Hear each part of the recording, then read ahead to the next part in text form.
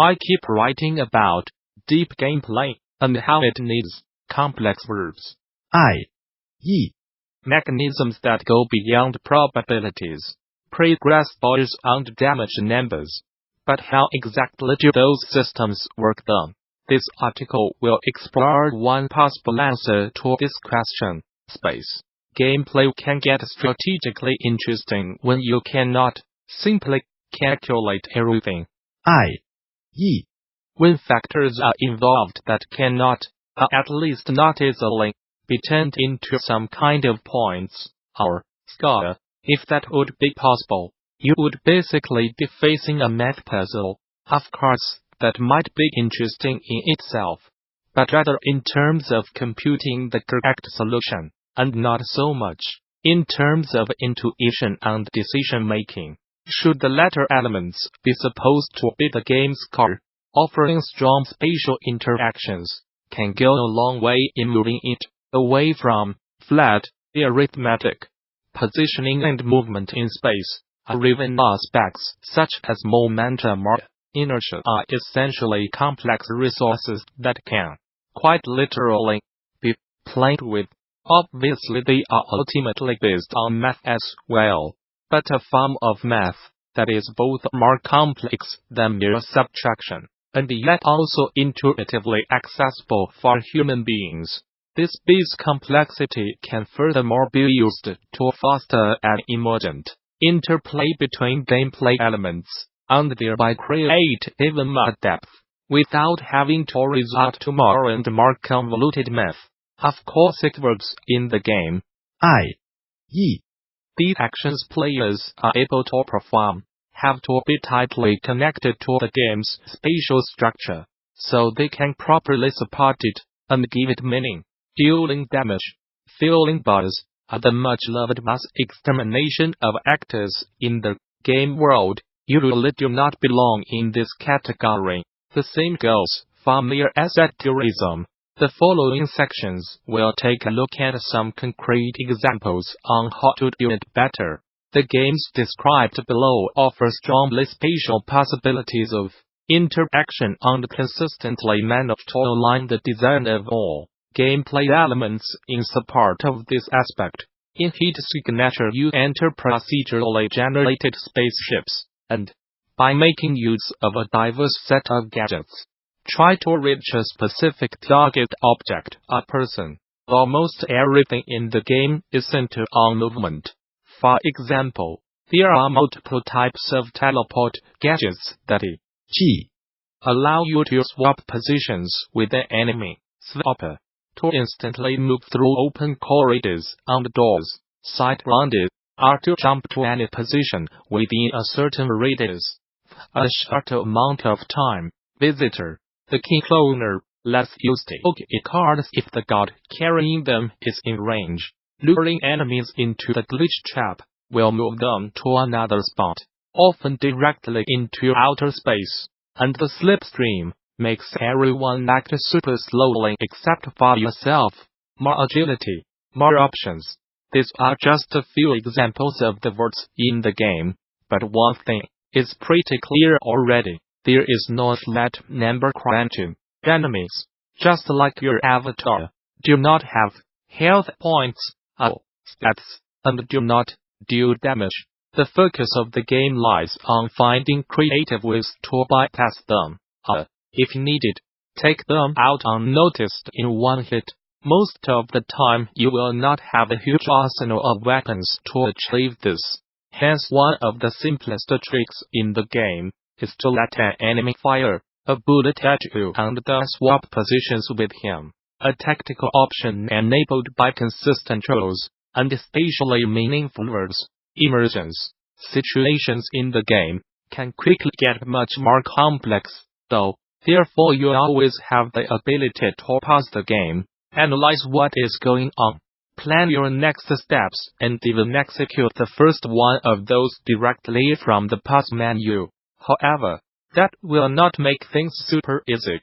It is just another design decision making perfect sense in the context of the core game and its depth.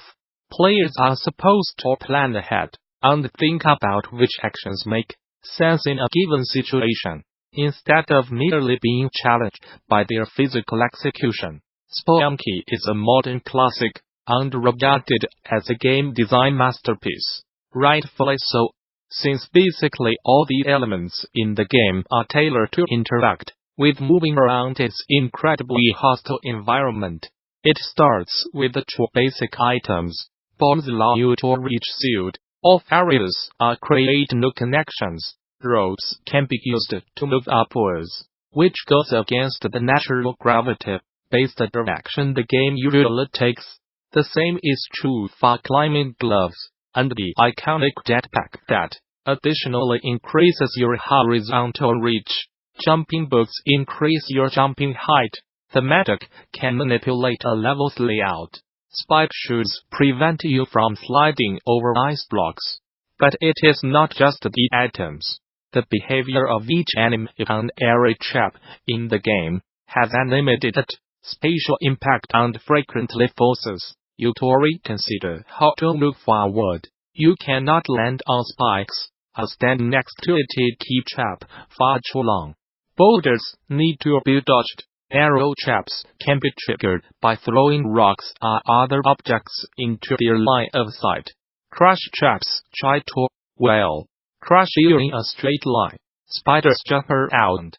Bats can fly. Tiki men throw boomerangs that return to them on the same path. Mummies vomit poison that can make a whole corridor impassable, and so on. Again, all these elements are spatially meaningful and follow clearly defined rules that can then be combined in all kinds of ways to generate a large variety of interesting situations and confront players with new challenges.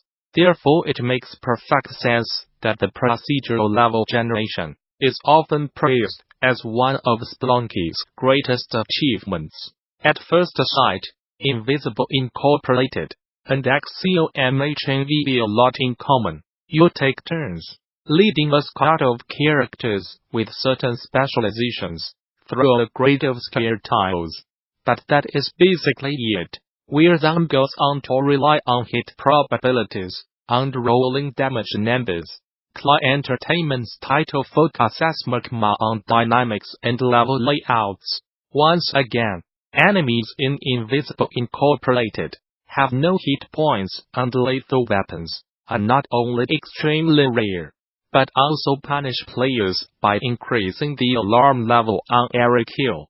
Typically you will only use them in cases of emergency, and try to deal with patrolling enemies in another way, the simplest of which is to knock them out temporarily.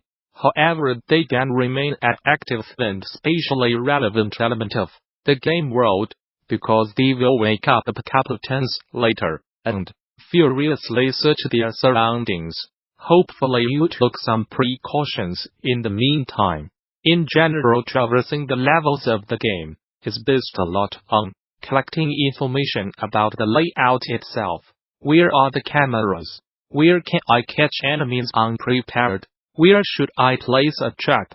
Which devices can I hack to increase my mobility? The alarm timer will also keep ticking up without you killing anyone. It pushes you forward and away from playing for safety. The game rewards clever, yet often risky maneuvers of efficient exploration. Of course, the positioning of your units display a role in some as well, but one that is quickly reduced to mere arithmetic. Other comparisons can be drawn within the realm of card games. Gwent, for example, has been hunting the holy grail of their own identity for a long time now, trying to give the differentials on its battlefield as much meaning as possible. By the way, this was a card design pillar of Crimson Companion, also the recently released artifact. This aspect had taken a backseat during the game's development in beta, where in most cases it did not really matter where you put a card on the board. With the recent full launch entitled Project Homecoming, the team tried to put an emphasis on positioning again. G. By introducing effects that depend on which row a card is played on, and by reducing the number of rows from 3 to 2, thus making the resource space much scarce, the battlefield can get quite crowded in Minion Masters Tour. However, by making use of continuous space and real time, it can go even further. Not only does the positioning of units matter when you play them, but also their autonomous behavior once they are in play.